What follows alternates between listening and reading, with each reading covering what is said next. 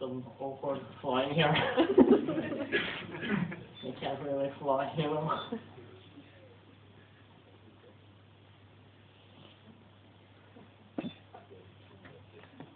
It is growing. It's growing. I'm sorry about that.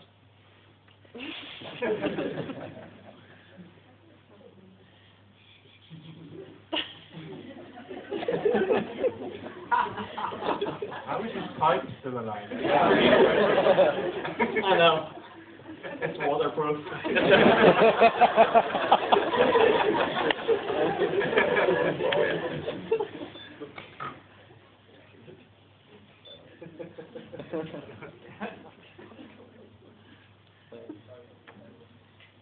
So that's how a droning seabird dragon looks like.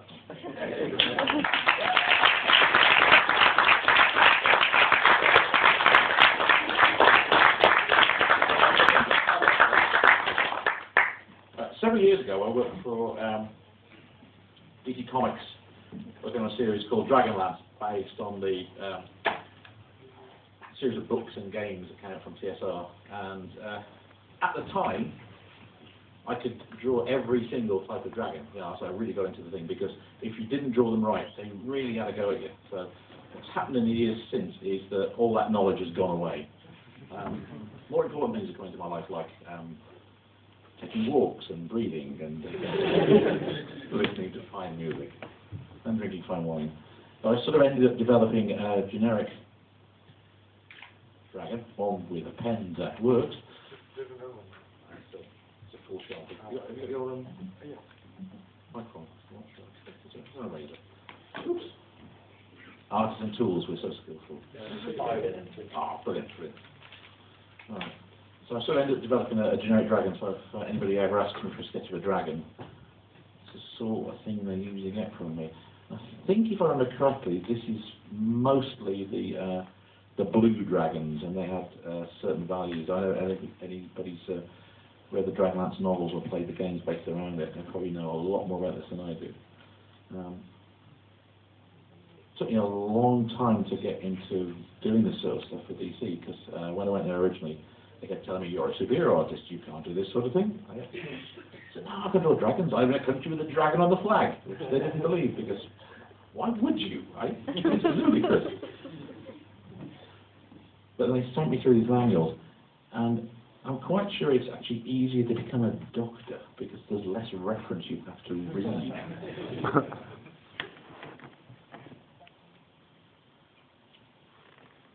All intimidating as well. They'd send me through sort of copies of all the paintings that people like Keith Parkinson did, which are just gorgeous pieces of artwork. And I'd look at these things and they go, now draw that in the comic. And it's like, you'd have like a month to draw one picture and you put all the details. You want me to do like 12 of these pictures on each page. And have these beasties fighting each other in the skies.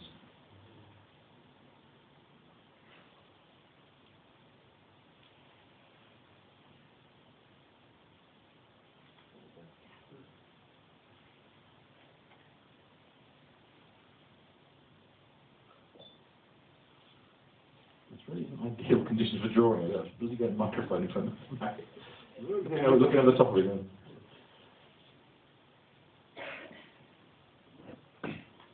I think the sort of generic dragon I've settled into drawing has become a little bit of the Welsh dragon and a little bit of the Chinese dragon as well.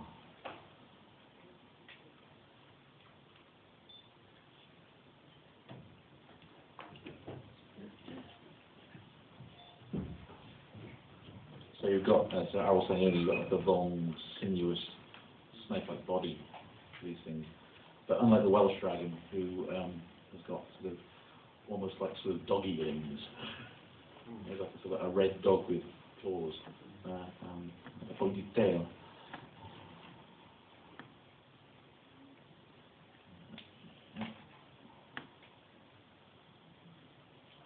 I have to say, one of the things that I really enjoyed doing when I was working on the comic was just drawing the dragons, just spending hours just doing these sort of things, but been constantly aware of the fact that if I got the number of these things, these horns that stuck out from his cheeks wrong, they would send it back to me and get me to correct it.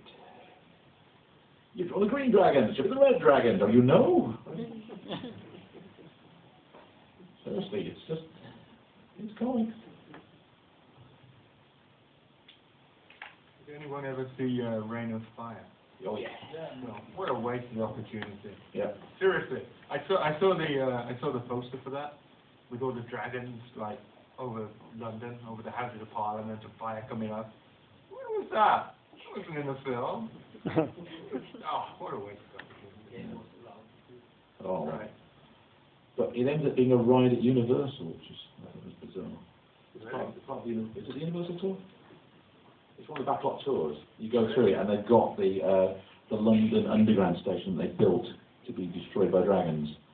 And as you're going around looking at the Golden Girls' houses, and the Blade Runner spinner is there, mouldering slowly, yes, on the backlot. You live in Florida. You should. I went to Disney once, even though I live in Florida. I went on Christmas Day. This has nothing to do with dragons. Nice little story. It was Christmas Day. We went on Christmas Day because we figured nobody else would be there. It was packed. And people were, this was like 10 o'clock in the morning, people were queuing up to watch the parade, which is at 2 o'clock in the afternoon. And it started to rain. It continued to rain. And it got to 2 o'clock in the afternoon. And it was still raining. And they called off the parade. And so everybody was a bit annoyed by this. And we all headed for the coaches, and people were getting into, like, people pushing into the queues for the coaches to get back to the hotel. And people were getting into fist fights, and people were arguing. I was like, the happiest place on earth. A mate of mine that lives in New York, a friend of his who's short, went and got a job at Disney, working in the park, and he invited Kev down there. And Kev gets to the park, he's got a ticket waiting for him on the front gate. He goes, he's not to do with dragons either, but he's just funny. And he's wandering around the park, and he can't find his mate Billy. I don't know where Billy is. And what, Chippendale over here? Chippendale? Yeah. Snip or slap. Got a snip and slap, okay? One of them comes up and headbutts him. I'm in Disney. How does that? It turns out it was his mate Billy.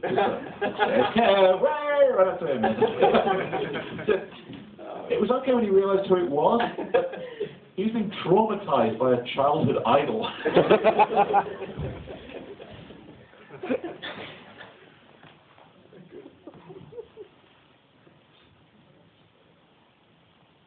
Years ago, I actually got invited to work for Disney, recently on Hercules, because they had an animation festival in Cardiff, where I live, where the dragon on the flag came back to something. And it ended up not working out. I had a fairly young daughter at the time, and decided that what was going to happen if I went to work for Disney working on storyboards, that I'd be in the office for 14 hours a day, and my wife would be in a sleeper stage somewhere, wouldn't see anybody, and she'd be looking after his baby and stuff. Well, I was staying in Cardiff, and I just thought, I did a good dad thing. I'd be a very responsible father. And a few years later, when the kids were a bit older, we took them to Disneyland, and they went round, and then at one point it dawned on my eldest daughter, came out and punched me and said, "We could have been living here." You can't win it, is it? No, you can't win.